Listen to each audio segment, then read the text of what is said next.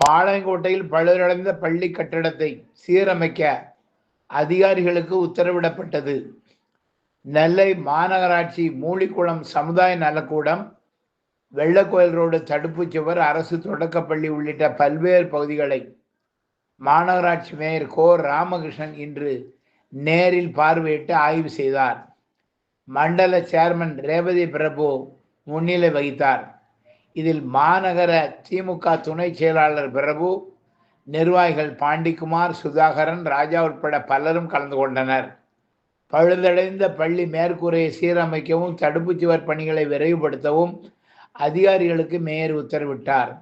அதனைத் தொடர்ந்து நெல்லை மாநகராட்சி 5 மற்றும் 6வது வார்டுகளுக்கு உட்பட்ட பகுதிகளுக்கு உங்களுடன் ஸ்டாலின் திட்ட சிறப்பு நடைபெற்ற இடங்களுக்கு மேயர் ராமகிருஷ்ணன் தலைமை வைத்தார்.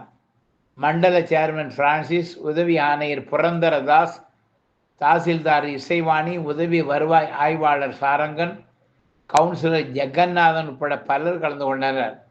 இதில் ஆர்வத்துடன் ஏராளமான பொதுமக்கள் பங்கேற்று பல்வேறு கோரிக்கைகள் தொடர்பாக மனுக்களை அளித்தனர். இந்த மனுக்கள் உடனடியாக பரிசீலனை செய்யப்பட்டு உரிய நடவடிக்கைகள் எடுக்கப்படும் என அதிகாரிகள் தெரிவித்தனர். இதில் திமுக நிர்வாகிகள் வழக்கறிஞர் கந்தசாமி, சவுந்தரம் உட்பட பலர் கலந்து கொண்டனர்.